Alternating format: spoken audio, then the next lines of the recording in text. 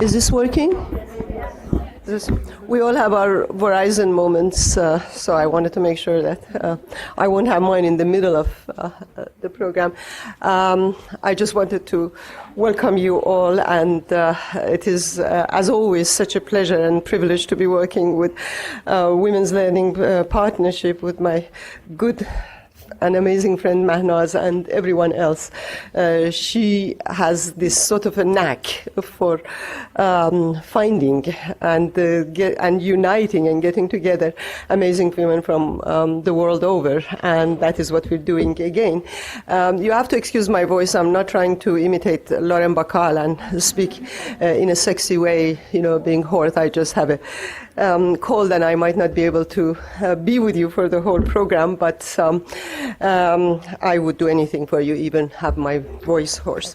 Anyway, I think that we've been having these programs and these collaborations for a long, long time, and they have always been important, but I think that this is a moment in time and in history, and not just in the history of other parts of the world, but also in the history of this country, the world over, where we are, it's an exceptional time. It's a time of transition, it's a time of crisis, and a lot of both good and bad things are happening at the same time.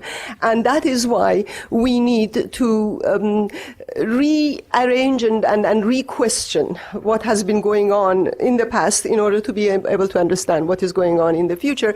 And that is why the collaborations like the ones we have, and that is why universities like SAIS, but universities across the country, really need to have a lively and equal exchange with people who are in the field, with people who are connections to the realities that are going on the world over. And that is why I think that this meeting and the meetings that we have with WLP are so important, not just for us, but for everyone else. And one of the things that I had been thinking before coming to this meeting was that why is it that every time there is a crisis, why is it that when there is a political upheaval, women become the first targets and victims?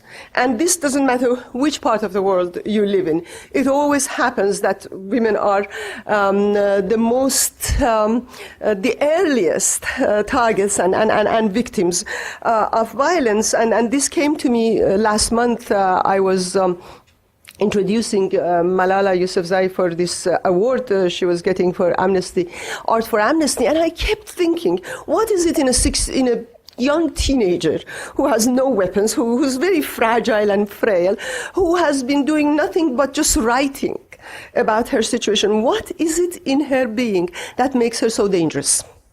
That these men with guns who are so powerful, cannot exist if she exists simultaneously. And this question came back to me in 2009 when Neda Agha Sultan, the girl from Iran, along with many other young girls in Iran, were targets of, again, the Islamic vigilantes and the Islamic regime, and they were killed. And this happens I'm sure that our panelists, each one of them, have examples from their own countries and where they come from, where this has happened.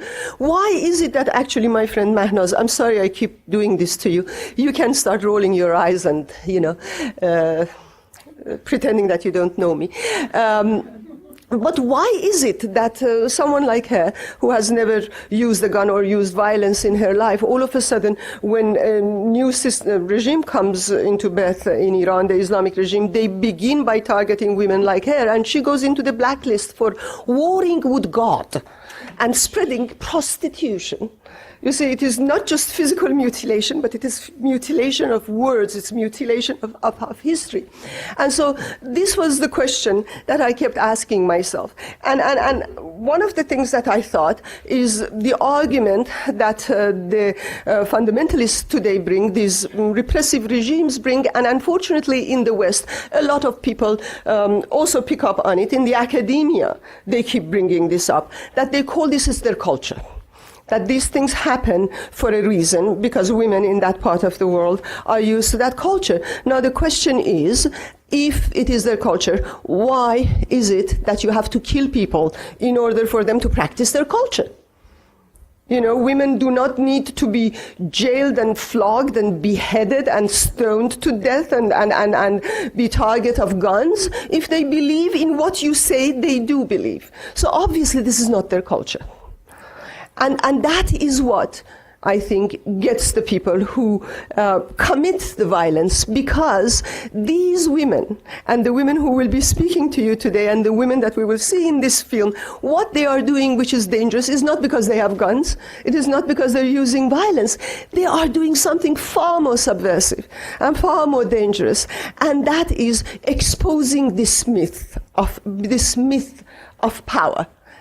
That is what makes them so dangerous. And therefore, the violence against them is not out of the people who target them, it's not out of their strength, but in fact it comes out of weakness. And I think this is another myth that women break, that Taliban's guns, that the Islamic regime's torture chambers, that all of this power that the oppressive forces use against people, innocent people who have no weapon but their mind and their desire to be free, is out of fear. The fear that if what these women are saying is true, then things cannot go on the way it does. That is what is so frightening about these women. And I think that this is actually the great thing, because if Nida Agha Sultan, if in Iran today all of you walk down the streets the way we're sitting here, it means that the regime has changed. If Malala and thousands of Pakistani girls can go to schools, be educated, wear the same kind of clothing that they want, do what they like to do, then it means that something has changed, that the Taliban that targeted her is no more Taliban. And that is what makes it so frightening. And that is why women have the privilege of being canaries in the mine. That wherever you want to judge how free a country is, what the state of that country is, you go to its women. And that is how you judge where we stand today, where we stood yesterday, and where we will stand tomorrow. And I think this is very exciting, isn't it? When you look at it in this manner, then you're no more victims, but you are the ones who are bringing hope and change to the world. And it becomes a privilege to be targeted, because it means that you're dangerous enough to fundamentalists the world over, including this country, that they cannot tolerate you. One of you has to exist, and I don't mean physically, but the mindset. One of the two mindsets has to exist, and this mindset, we can tolerate them, they can tolerate us, and that comes from strength, because we can tolerate them. We're not afraid of them, they are afraid of us. And so, to make a very long story short, I don't want to go on and on. What I wanted to say, and I wanted to end with this part, was that, you know, it is easy to target Taliban. It is easy to target those very obvious cruelties. And sometimes in Western democracies, we feel so good about it, don't we? Look at what happened to them. It is them, not us. And it sort of gives us a sense of complacency.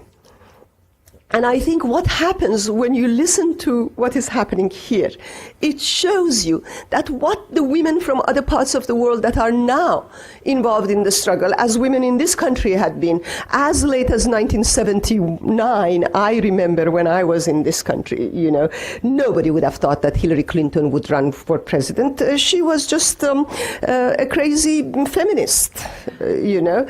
There was no hope then. The whole point that they bring you back is to remind us how fragile these liberties that we have are. But they bring back something else about us. And I want us living here to feel a little bit guilty and to think about this. And what they remind us of is the fact that the question we have to put to ourselves is that why should we always be confronted with extreme cases before we pay attention? Why is it that this young girl in Pakistan has to be killed? I mean, fortunately she wasn't killed, has to be shot in the head. Why is it that Nida Agha Sultan has to be murdered on the web in front of our eyes for us to pay attention? When we pay attention only to the extremes, it is that we have not really believed in the struggle. And I think the importance of an organization like WLP and the importance of meetings like this is that they don't just bring you the extremes. Because remember, it is so easy in this commercialized world to market everything. And Malala's t-shirts are already all around. You can, you know, submerge a person and a struggle to the extent that it doesn't become important anymore. We don't need t-shirts. We don't need awards. What we do need is paying attention to the fact that the struggle is not just an exception, that this just didn't happen to one person, that this is happening every moment. And the fact is that if we want to genuinely give support and have people in other parts of the world be free and secure so that we can be secure and free in our own countries, because there's no other way that we can be free and secure except for the rest of the world also feel secure and free. If we want that, then we have to pay attention, we have to understand, we have to read, we have to pay attention to the day-to-day struggle that is going on in every of these countries, to all the workshops, to all the problems, to all the problems that are facing every day, and they are fighting every day. And we should not wait for people to get killed in order to give voice to people who are fighting against the kind of laws that we have. That is our responsibility. And I just wanted to say that once you support these struggles, then you discover that this is not about religion, that Islam, in fact, here is as much of a victim as the women who are being victimized, that people who are being killed by the fundamentalists and extremists, the majority of them are, in fact, Muslims. And the women who are being victimized are, again, Muslims. This is not a fight against religion. This is a fight for freedom of choice. This is a fight for democracy. This is a fight against totalitarianism, and totalitarianism comes in all shapes. It comes in its Islamic sense, it comes as fascism, it comes as communism, it comes as Christian fundamentalism. They all have the same sort of features. And that is why I think that we should, in different universities, in our academia, we should let go of the old formulas and theories. We should not impose our theories upon the changing everyday reality that goes on today, that we should listen. We should not talk so much as I'm doing. We should listen to the others. And we should listen to those who are experiencing every day and let the ideas come from that sort of experience. And with that in mind, I want to welcome you, dear friends. You always make this place more graceful by being here. And you make us pose not just the world as a question mark, but ourselves. So with that, I'll drink to everyone. And thank you so much.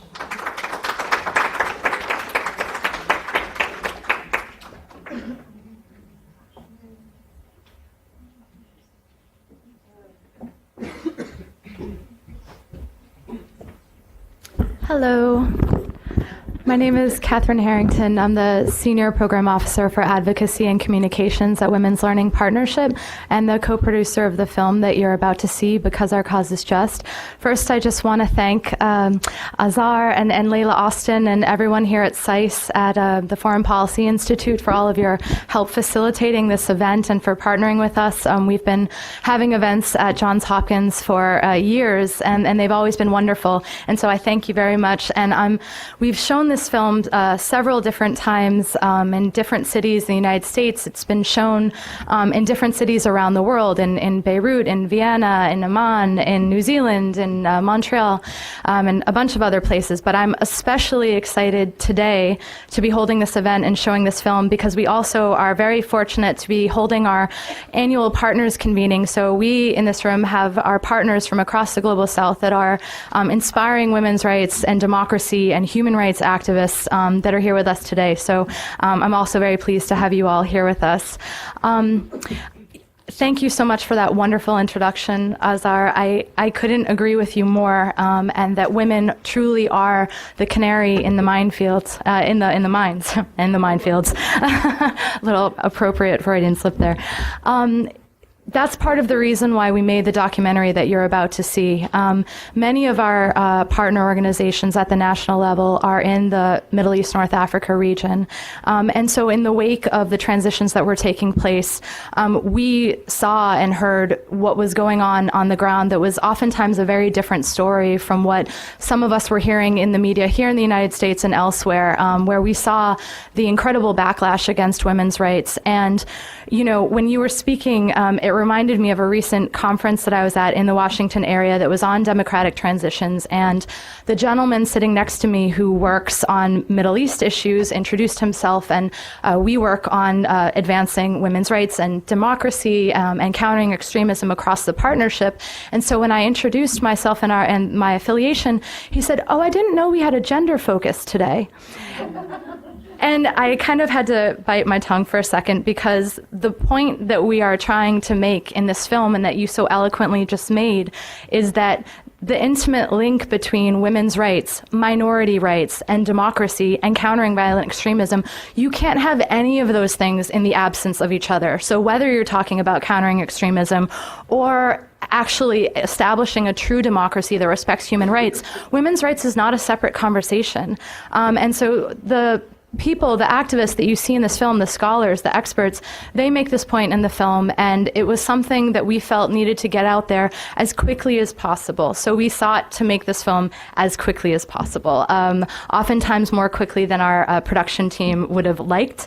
But we've been really touched and inspired by the reception that it's had around the globe. And so, you know, and sometimes audiences say, but now what can we do? This film is really intended to raise the dialogue and the discussion and make people start talking about these fundamental links, and then to get inspired to do things. So after the film, we have several activists that are working on these issues, and scholars that are going to be talking about the issues that are in the film. And we hope that you will really engage in a dialogue with all of us afterwards, because that's part of what this film is meant to do. And we can all start to think together about how we can both, not just in the region, not just where there's the Taliban, but here in the United States, where, you know, across the globe, where there's always a need for a reminder between the intimate link between these issues that we're talking about in the film: extremism, women's rights, democratic principles, and really human rights for everyone. So thank you so much for being here. I look forward to a really engaging conversation with the panel, and then afterwards with all of you. In addition, there's a campaign that we launched in conjunction with the film called Stand With Women Who Stand for Democracy. And we're really just rolling it out. We've been rolling it out with screenings across the world and conversations about how we can take activism on these issues to the next step. So I hope there's information in the front, and we can talk about it more during the discussion. But thank you, and I hope you enjoy the film.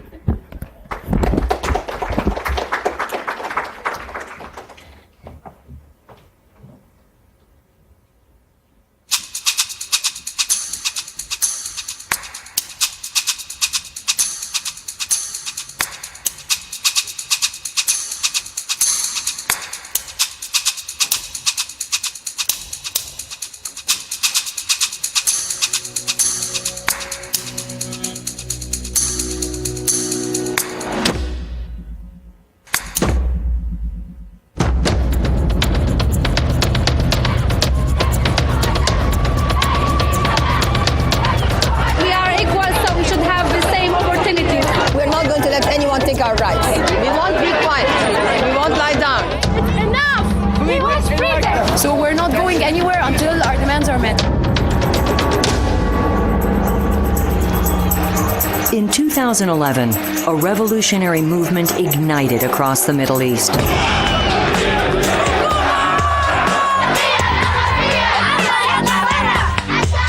People cried out for freedom, democracy, dignity, and demanded an end to authoritarian rule and corruption.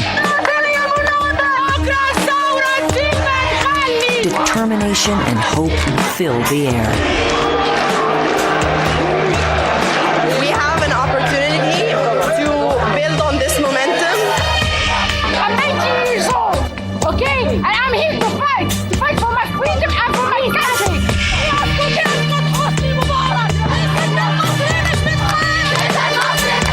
We have our rights. We're gonna fight for our rights. This is our country, and we are gonna liberate our country with our hands. We can do it. This was an extraordinary moment of history. There was no men, women, nothing about Muslims and Christians, nothing, everybody supporting everybody. As soon as this cause has finished, achieved, mission accomplished, then differences began to come. Regimes held for decades crumbled. Others throughout the region watched with a wary eye. And women, who had stood shoulder to shoulder with men in the struggle for democracy, suddenly found themselves pushed aside when it came time to formulate new governments. Their voices silenced. This exclusion of women was not unique to the Middle East. Activists in other countries have had similar experiences. Men have a way of marginalizing women when the struggle has been won. Because for them, it's about power, and power need not be shared. So women have to organize, because when we're organized, we become a force.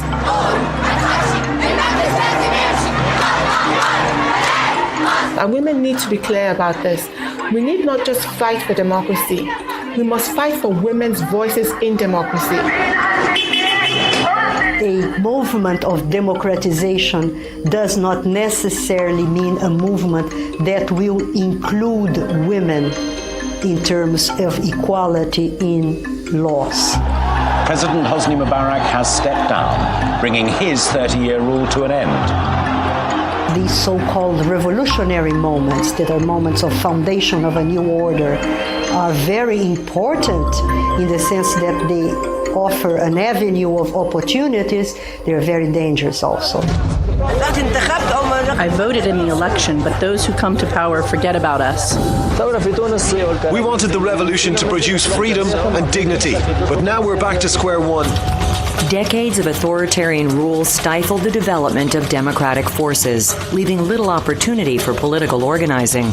Houses of worship, on the other hand, shielded by religion, thrived as centers of fundamentalist political activity. The progressive forces wanted a free, democratic society, but they had really no experience of how to get there, how to make that kind of society happen. What are the basic structures upon which such a society would be based? And no time.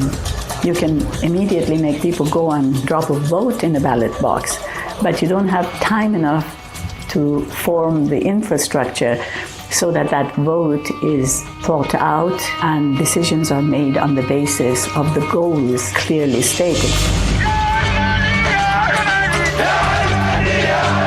Determined to create a theocratic state, religious conservatives had the established networks, the organization, and the financial resources to quickly mobilize and fill the leadership void. Resources that were readily provided by other fundamentalist states in the region.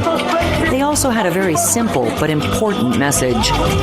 God is on our side, and a vote for us is a vote for Islam. We're here to apply God's Sharia. As long as we love God, we have to follow His Islamic law.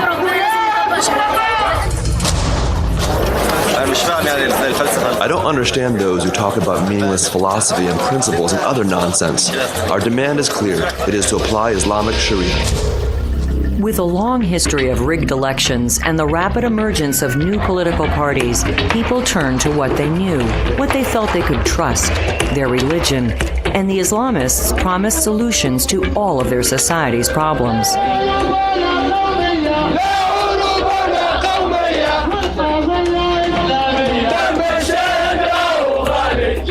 Consequently, they won elections in Tunisia, Egypt, and Morocco, putting them in charge of drafting new constitutions and laws that, once written, would be hard to change. Women in particular have a lot to lose if there are non-democratic, Islamic-oriented parties seizing the power and imposing rather than allowing a pluralist voice to be heard in the country. Then what women have gained can be seriously challenged and in some cases withdrawn, because rights that are given can easily be taken.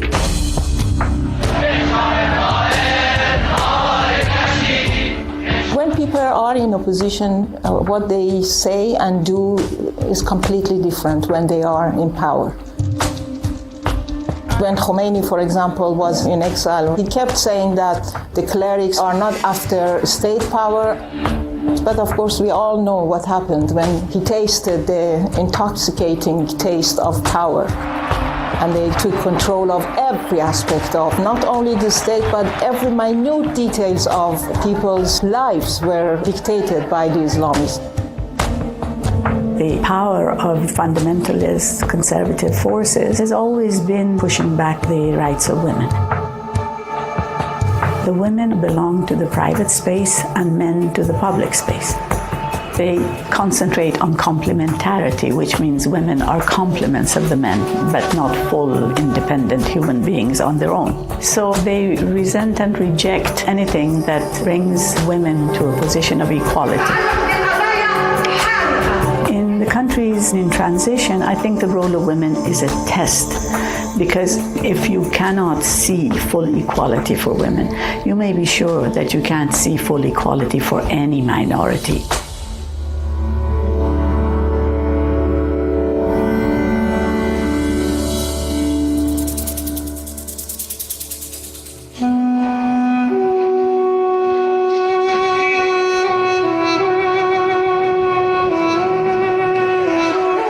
The Middle East North Africa region is comprised of many diverse countries with different economies, different governing and legal systems, different local cultures.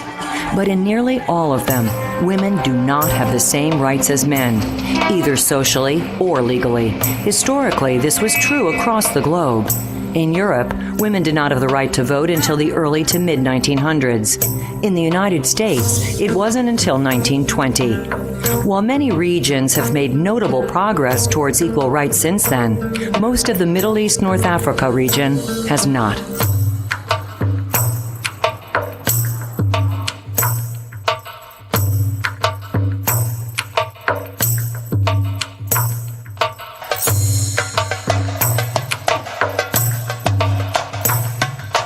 Advances in education and access to healthcare for women has not led to higher participation or higher representation of women in politics and in the economy, where we know this is where the power is. And so you are in a situation where patriarchy prevails, where institutions are patriarchal, governments are patriarchal. If you think about all this together, you realize how much women's lives, women's bodies are controlled by this patriarchal system. And nowhere is that more evident than in family laws. Heavily influenced by religious law, they determine nearly every aspect of a woman's life. The right to hold a job, even the type of job, the right to marry, the right to divorce, property rights, education, inheritance, child custody, even the rights to pass on her nationality, all in the name of custom and tradition.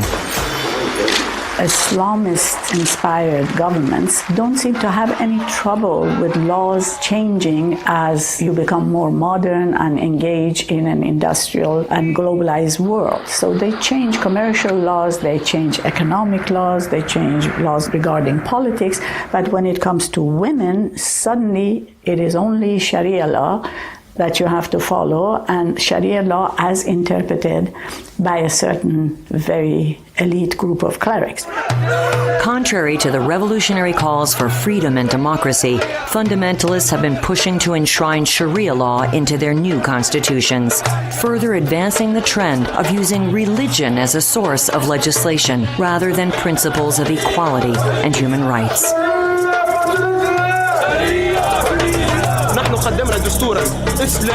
We have prepared a complete Islamic constitution, and it contains nothing else than Islam, and it is not affected by Greek, Persian, or Indian philosophy.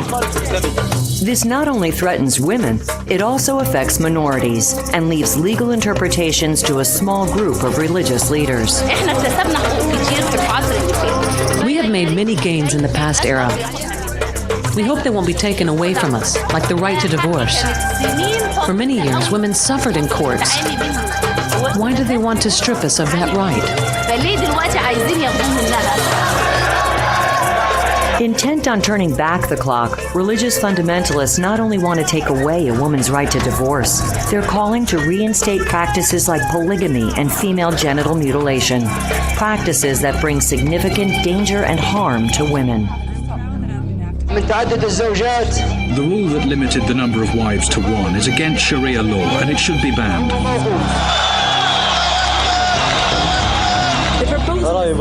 I like Jalil's opinion about having not one wife, but 2 or 3. I think this is right, because Sharia law says so. In Egypt, newly elected conservative Islamists are calling to lower the age of marriage for girls from 18 to as young as 9 years old.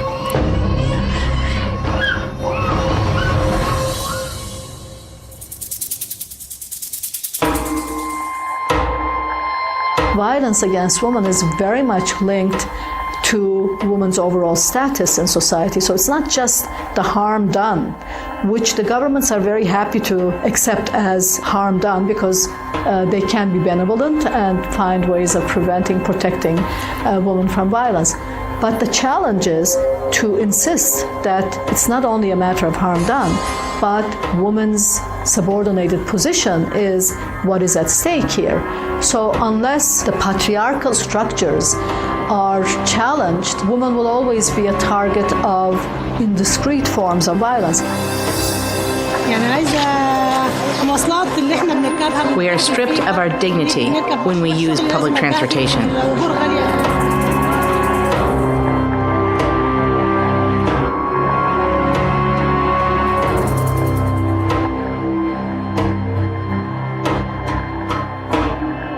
It is used in every conservative societies to oblige women not to be part of the public life.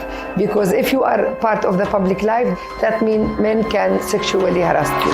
Hundreds of protesters have gathered outside a central courthouse in the Tunisian capital Tunis to support a 27-year-old woman who has been accused of violating indecency laws after she was allegedly raped by police officers.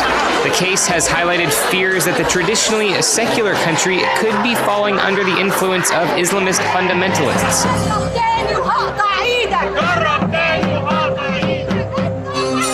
Since the revolutions, acts of intimidation and violence against women in public demonstrations have increased across the region. Some have even been committed by government forces. This video shows a young woman being beaten and stripped by soldiers. Others by gangs of young men. A young student journalist was being subjected to the most horrendous sexual assault by a mob of men. And most are not prosecuted, sending a very troubling message that women in public are fair game, particularly women activists. It's totally obvious that some of them intend to scare women away from the square. Most of the time, they form a long chain, moving together, their hands on each other's backs like a train. They attacked the girls, they ripped their clothes off and sexually assaulted them. We went to rescue the girl. Suddenly all of them took out weapons, switchblades and knives. And those that didn't have weapons took off their belts to beat us with. We received a lot of reports about the incidents of sexual assault that are taking place, and we believe that they are all executed in a similar way. And we feel that the assaults are organized, but that's not going to stop us from going to the square, because we have to expose the people behind this.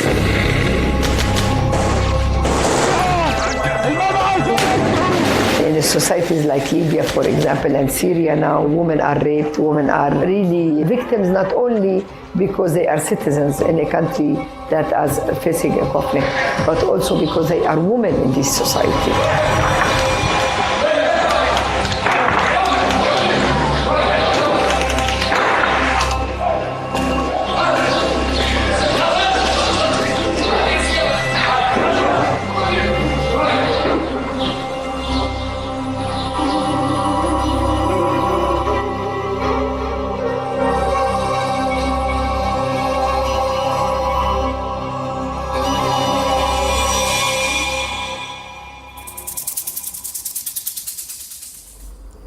In Egypt, a whole group of women's rights activists have been fighting for many years to bring some marginal improvements to the legislation. They had, for instance, a success with the no-fault divorce, the khul. However, these were appropriated by the ruling regime and they became Suzanne Mubarak's law. and created what you might call a first lady syndrome, so that the women's rights agenda became appropriated by the national machineries. So as a result, the detractors can now claim that these were simply the apparatuses of a corrupt regime. This is what happens with the backlash in terms of trying to disempower women, to tell them that they have no agency, that they don't make any difference, that they can't change their own lives. So denying those changes and denying the role of women in bringing about those changes is one of the strategies that they use. With the region's strategic location and abundance of oil, geopolitical issues have had a long, complex history, burdened with the legacies of colonialism and Cold War politics. Historically, international powers have focused on political stability and commercial interests, often at the expense of human rights and democracy. Both towers of the World Trade Center hit by aircraft. Then, in 2001, geopolitical concerns took on another dimension. After 9/11, national security became a number one concern, and human security became marginalized. And women's groups, women's rights issues particularly became targeted, not only because states' willingness on this platform has diminished or the priority has gone down, but the whole security discourse created new hardline political actors to become more effective throughout the world. Women's rights issues and geopolitics may seem poles apart, but they're not. I think that a lot is going to be sacrificed and overlooked on the altar of geopolitics, by which I mean successor regimes in the MENA region. I think that as long as they toe the line of being market economies, following a broadly sympathetic agenda to the powers of the West, nobody will look very closely at what they do internally. And that puts struggling democracies and the future of minority and women's rights in jeopardy. International support makes a huge difference.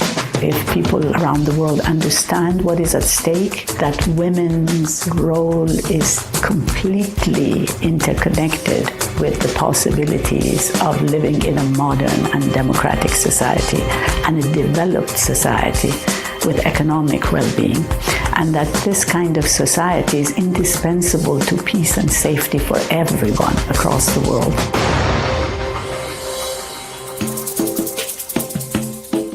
Activist Amal Abdel Hadi says it's time Egypt's majority population, women, get equal rights. No discrimination on any basis, not on gender issues, not on religious issues. تتصدى في قوى الإسلام السياسي المشهد وهي قوة. The main challenge in Egypt is similar to other Arab countries where political Islam now holds power. These forces don't allow for a genuine participation of women. There's also the added problem that the Islamists have a wide community outreach, particularly in poorer areas, making women's participation especially difficult.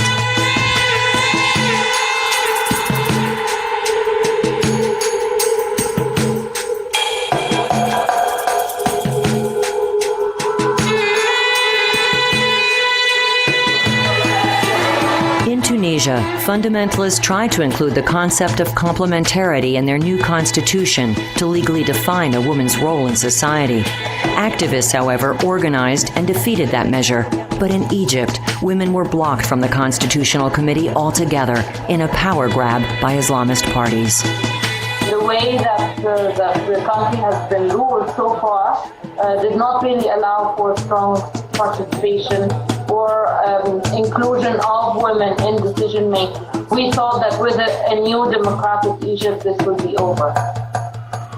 And in Jordan and Morocco, countries that didn't experience regime change, women's rights activists have been seeking constitutional reforms for decades, only to face familiar resistance. Many of our recommendations were taken into consideration, but in the last moment, they removed one word, which was essential for women's rights, which is equality between all citizens despite of their religious, language, or race, or sex.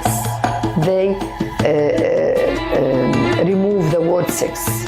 And some of them, of course, they said, all citizens means all men and women in the country. But if it is the same, why you remove it? So it is really very worrying that traditional powers are still trying to play this superiority of men over women in the society. But in Morocco, activists were able to counter long-held conservative religious arguments. Nous avons pu nous fonder, nous baser, utiliser les lectures qui a été faite par d'éminents. We were able to utilize and base our case on interpretations made by eminent Muslim scholars who have proven that you can live in Muslim countries while being modern countries and still have access to fundamental liberties and rights. Their efforts resulted in reforms that not only guaranteed equality between men and women, but also stated that international law supersedes national law when it comes to these issues. Le fait qu'on reconnaisse dans la Constitution l'égalité. The clear recognition within the Constitution that men and women are equal, particularly in the civil code, which is where individual liberties are determined, that recognition was a tremendous step forward for us. There is a political will, but also mobilizing the women's movement is very important. We know how to work together, and we also know how to build alliances and create strategies to be able to have an impact on the street and also on the decision makers. Achieving constitutional change was a huge success, but getting these rights implemented is still a challenge. And with Islamists winning recent elections, activists are certain to face more resistance. With the rise of the PJD, the situation of women will become even worse. We want moderates, but these Islamists are not moderate. They all hold extremist views on women. Donc c'est ça en fait ce qui est intéressant à observer actuellement au Maroc, c'est comment ils vont gérer ces contradictions. What's so interesting to observe currently in Morocco is how they will manage these contradictions between a constitution that clearly defines values and their own values, which are closer to Islam, cultural specificity, the family, and so on. I think they have to evolve because otherwise they cannot manage these contradictions and these paradoxes. Morocco has progressed. We cannot go back 20 years. So they will also have to evolve.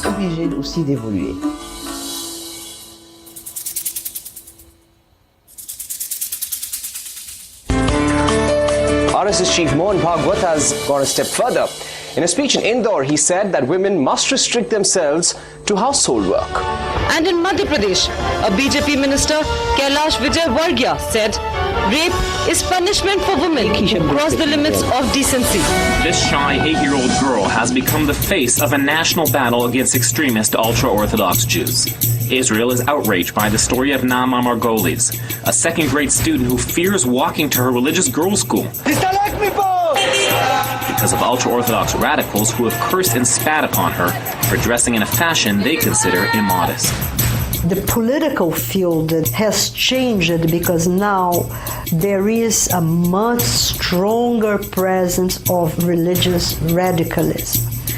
And while we talk a lot about Islam, sometimes we forget about Christian radicalism with evangelical churches, on plural, with Catholic Church, and with their sacred alliances in many issues, and again, particularly when women's body and decision over her body is the target. What does that make her? It makes her a slut, right? Now to that huge firestorm developing after Rush Limbaugh's controversial comments on his radio show about a Georgetown student in the center of the battle over contraception and religious rights. Now we see in the United States, with the rightist movement growing and putting down the issues of women's reproductive health, women's choices, and making most unbelievable statements to young women who never even knew that there were issues about use of contraceptives.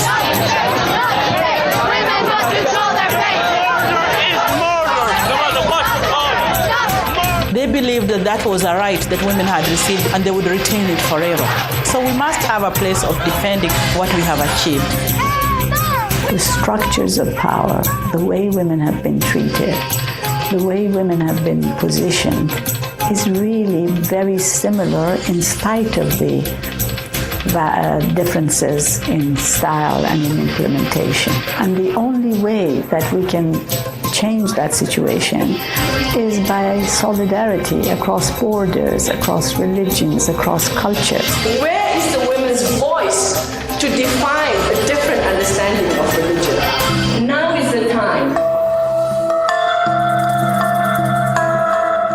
What is most important is to rebuild powers on the ground and to empower women and men who are really pro-democracy, who are really fighting for their rights, to be united and to be working together to see some changes. Democracy is a work in progress and it needs support, especially in places where the forces against democracy are very well organized and very resource rich. So we need help to support the development of economic and social progress and skills building. I think all of these are issues that women have to be involved in. And that kind of thing is a lot cheaper than wars. It's a lot cheaper than any kind of conflict. And it's something that is to the benefit of all. It takes years of working with local communities, building capacities on what is participatory leadership, what really is democracy, before you get to this moment where a group of women can actually visualize it as part of their lives, before women would stop and say, well, you know what, I can't take abuse anymore, or I will not vote the way my husband wants me to vote. This is not a mechanical process. This is really breaking vicious circles that have been passed on generationally and that are reproduced not only in the household, at schools, in the media, and we know that this is incredibly difficult. To get more women participating, what is required is pressure, mobilization, discourse, interactions, coalitions, to be active in syndicates, professional syndicates, labor unions, media groups, whatever, so that they are present there not just as women, but as women professionals in their own rights. So opening channels and getting alliances with men groups is quite critical. There is no escape from that. Otherwise, the women's movement will remain an isolated, excluded movement from the mainstream of political formations of the countries. Let us be honest and say that fundamentalists have invaded the virtual world way before us. So now more than ever it is important for us to be there, to be out there, making sure that this tool is accessible more and more for our own constituency and more for increasing that constituency. And we have to begin to link our absence from the democratic process with real outcomes in the lives of our people. In Nigeria, 60% of our women will give birth without a birth attendant. How is that possible 12 years into the democratic system that we have? We must link the absence, the inability of our government to address the needs of women to the fact that women are not there at the decision-making table. Women's rights should be institutionalized. Media, of course, plays a very important role in order to see the link between women's rights and human rights. Unless this link is made between women's rights and the rights of all citizens, for a democratic state that respects everybody regardless of any differentiation, the democracy will be truncated. It will be democracy for men and not democracy for women, and that's not democracy.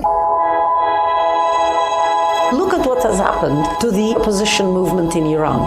Now you have Iranian men who have finally understood that you cannot separate the issue of women's rights from the issue of democracy. But I wish that it wouldn't take 30 years of theocratic rule to get that simple message across to the other countries of the MENA region. Je crois que l'atout principal, c'est que nous considérons que notre cause est juste. Our main asset is that we consider our cause to be just. Du fait que notre cause elle est juste, eh bien, and when one is sure that one's cause is just, we can defend it to anyone. As an look into the future, I'm hoping that men will look into their hearts and that they would know that democratic process has no value if women are not part of it. And therefore they have to also extend themselves in order to build coalition with women so that true democracy that's built on equality between men and women becomes the real life of the people in the region.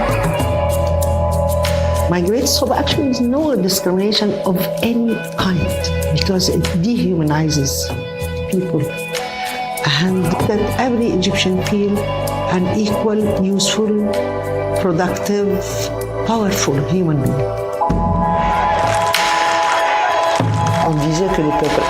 It used to be said that Arab people were a resigned people, but they took to the streets, they protested. And I think all governments to come will have to take that into account. And we can only go forward. Despite the challenges, despite everything that's going on, I am certain that we will move forward.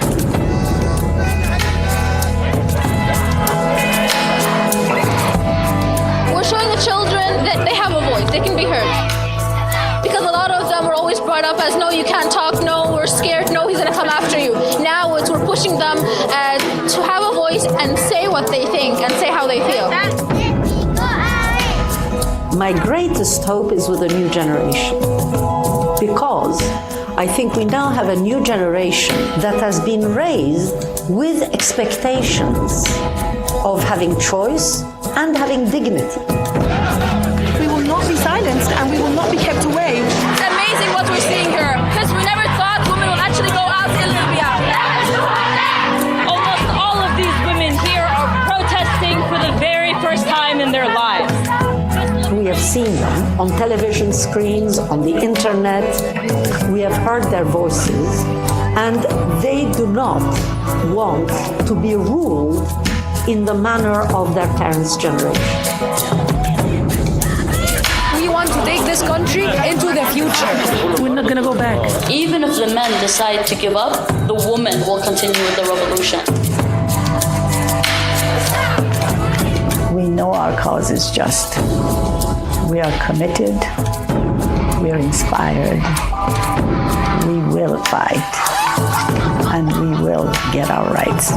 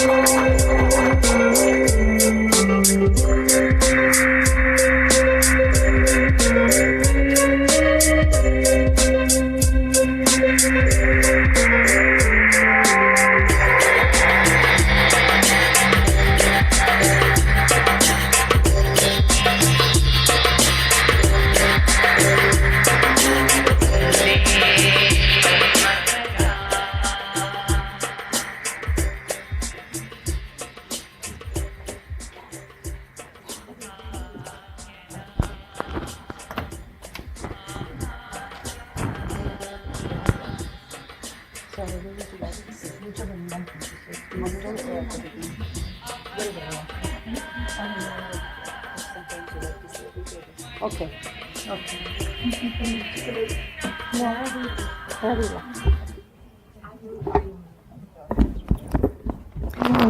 We're all famous faces. All in the movie. Celebrities here. All the movie stars. Are these lights necessary?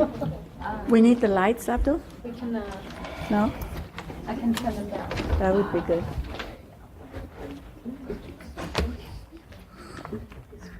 If we don't turn the lights off, I'm going to confess. Thank you. First, I would like to really thank Leila Austin and Azar Nafisi for their continued partnership. Our partnership with Johns Hopkins has been a very productive and satisfying dialogue, ongoing dialogue. And of course, WLP's group, they're all basically always involved in whatever we do. Catherine, who spoke earlier, is the co-producer of the documentary, as well as a bunch of other things. I don't know whether Kimberly is here, who's had a lot to do with organizing the gathering of these wonderful people here, all of our partners who are among you. And Stacy Scott, who's the there she is out there. She is the event manager, financial manager, and also supervises all our events. And the other wonderful people, I don't want to name all of you, but I'm Anna Zafkami, by the way. And I just wanted to basically introduce our wonderful chair of this panel, Soraya Obaid, who has been so many things to so many people around the world. But most importantly, she's the former Under-Secretary General of the United Nations and the Executive Director of the United Nations Population Fund. And right now she's serving on the Shura Council of Saudi Arabia, her native land. And this is a first in the entire history of that country for a woman to be in that position. And not just any woman, this particular woman. It makes a lot of difference which woman. And so we're very proud of her and very proud to have her in that position. And, you know, Women's Learning Partnership focuses on participatory, democratic, interactive, respect-based leadership training, which is the basis for democracy and for the development of a healthy society. And I think Soraya is a fine example of that kind of leadership. But I don't want to take too much of your time. You have the stars from the movie. The film was made before the recent events in Egypt and some of the other countries, and they will bring you up to date as to what has happened since and what they think of the prospects for the future. As Mr. Dickens said at one point, this is the best of times and it is the worst of times. The best of times because it is actually the first time that certain limitations, certain structures have fallen, and there is opportunity, there is an openness, there is a possibility. And in that sense, it's a very exciting time. And it's the worst of times because, unfortunately, because there hasn't been institutions and civil society organizations and the culture of interactive decision making, and there is urgency, you know, there's not time. Some countries have had time to experiment, to build, to develop. These events are happening in places where there's a lot of forces and there's not time to develop those things. So it is a difficult and challenging moment. There's going to be all sorts of opinions there. I can't leave the podium without telling you about mine. I'm almost psychotically optimistic, so I don't know how else to explain it. I think that the Green Movement in Iran in 2009, and then the uprisings in the Middle East, and then the new uprising in Egypt, and then of course the experience of Turkey, all of them brought to the fore the forces which I believe are the future of that part of the world and possibly elsewhere.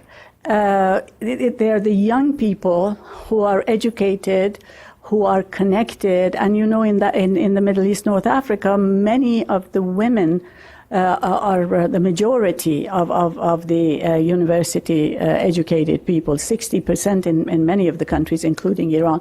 So these forces have come out. They have expressed their will and their wish. They are not getting up every morning and thinking of religion. They have the same values and the same wishes and the same aspirations as young people anywhere else, and they have the means to communicate. And I think that sooner or later, and we hope sooner rather than later, these forces will come to the fore and will be able not to just say what they don't want, but to speak to what they do want. And what they do want is going to make a better world for all of us. At least I hope so. So anyway, without taking any more of your time, I'll ask Soraya to introduce the rest of the panelists, and we hope we will have a very interactive conversation about all of these issues immediately afterwards. Thank you very much. Thank you, Mahnaz, for the introduction, and thank you for setting the theme for the discussion that will take place. But before I introduce the speakers, I'd like to say 2 points. The first one is that there is, not only in the Middle East, but worldwide, there is a generational change that's taking place. And I think it's important to emphasize this generation. What my mother accepted, it's not what I accept, and it's not what my daughters are accepting. So I think this generational change is very important. I come from Saudi Arabia. I was brought up in that country to a certain extent.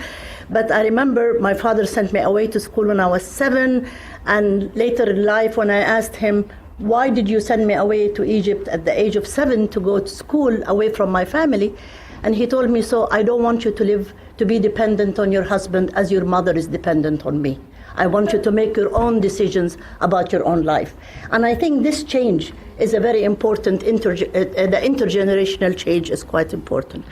The second point I want to make, and that's based partly on what Azar has said, but partly on my career as a UN person.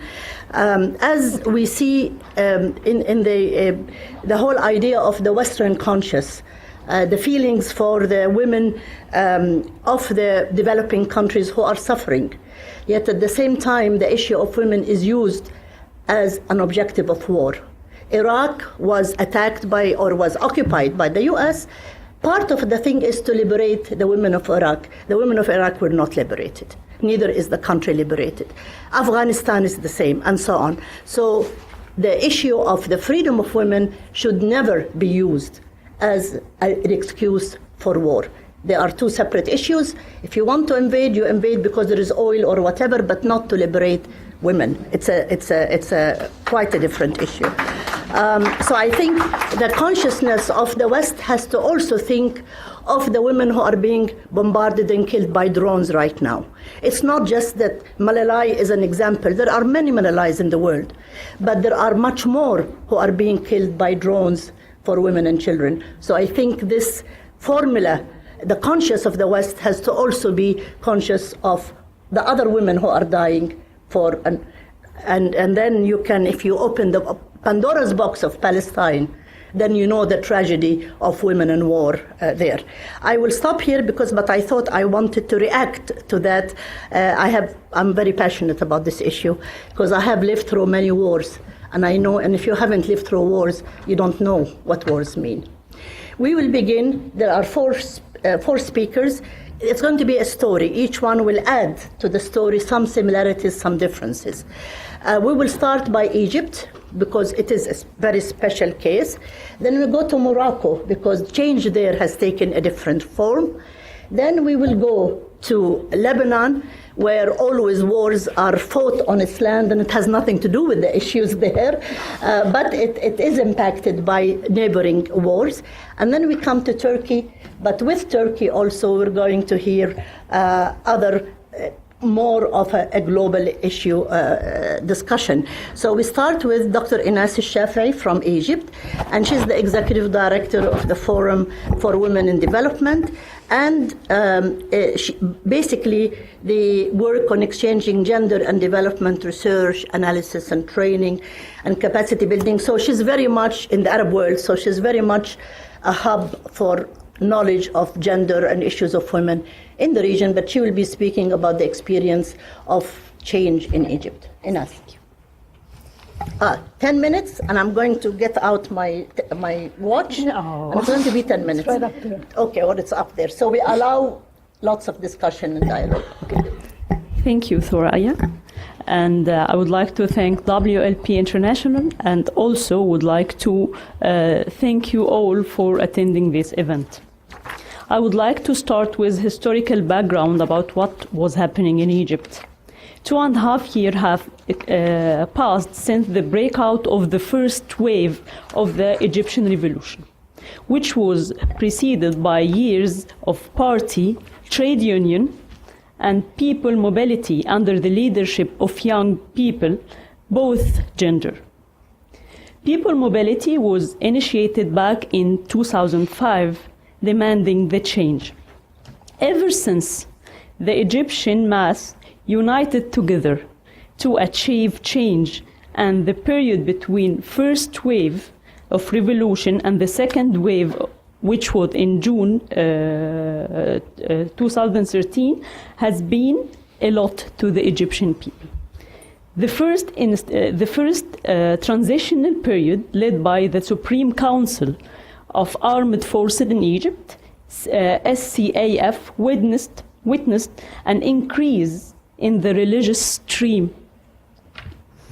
authority and has greatly influenced by the people, by the political of people, by employing religion.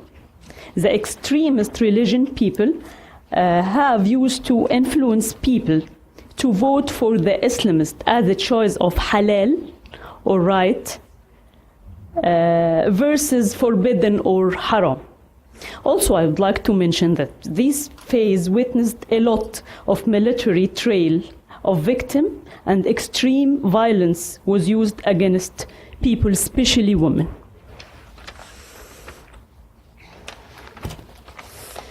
The phase was followed by another democratic transformation after slim success of President Mohamed Morsi, the MB candidate in the presidential election. The period of June 13, 2012 and June 13, 2013 meant a lot also for the Egyptian, as they witnessed events that the Egyptians have not and will not ever forget. Let me mention some of them. The first 100 years, it was 100 years, by the way. The first 100 days, President Morsi failed to fulfill his promises according to his electoral program. And also it was followed by poor choices while selecting his assistants and the state leader, and particularly his prime minister, who made bad choices also of his cabinet. From there on, a new era began, where they sought to appoint MB leader in the higher ranks in the state and replaced the existing leader with those loyal to the MB without any consideration for their efficiency. But the one who considered the real change in the Egyptian history, it was in November 2012, when President Morsi issued a constitutional declaration by which he gave himself as a president a right to retain full authority, in which his decision cannot be become irrevocable. This, in addition to so many events, to many other incidents and detail. In short, we can claim that we had a year full of failure, raising prices, energy problem, and a feeling of the president full prejudice to the MB, and general feeling of disappointment due to the change in identity of Egyptian state and its diversion towards an MB identity. This all led to overwhelming demonstrations that have outnumbered those of the first wave of January 2011, where 30 million citizens revolted and 22 million signed a support of ousting to the president. I would like to highlight who was the identity have played effective role in this period. The first was the army institution. The Egyptian army is a high-class national institution which has practiced its role as a national institution in charge of protecting the state.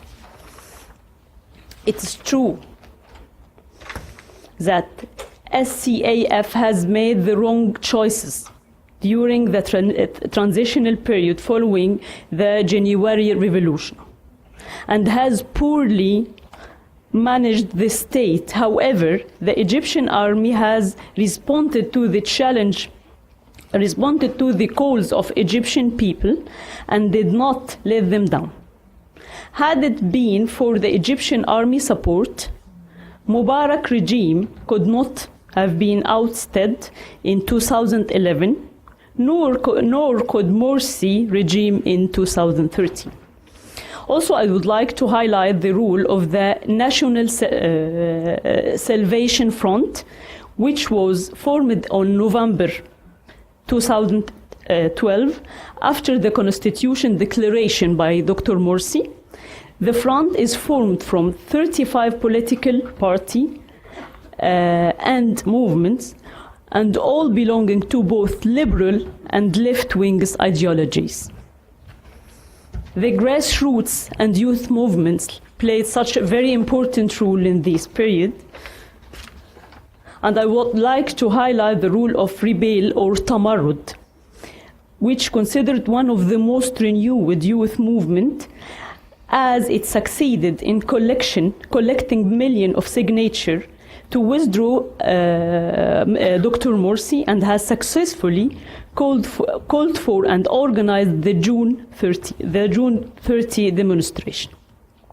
By the way, one of its members was selected to participate in the 50 members committee for amending the Egyptian constitution. Also, Al-Azhar and the Egyptian church have a very important role in this period.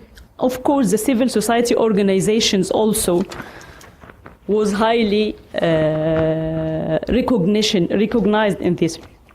After all, the Egyptian people had played very good role. Among them, women has participated and has her own contribution in both participating in the event, in several events, in streets, in unions, and everywhere women participated. And another kind of participation and another kind of groups of women were never participated before, such as the mother of the killed people.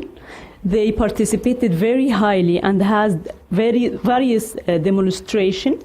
And also, I need to tell you that so many women has injured and killed in the events.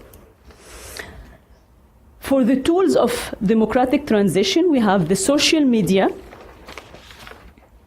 social events, and in social event, I would like to tell you that Egyptians have introduced and creative ways of expression their objection.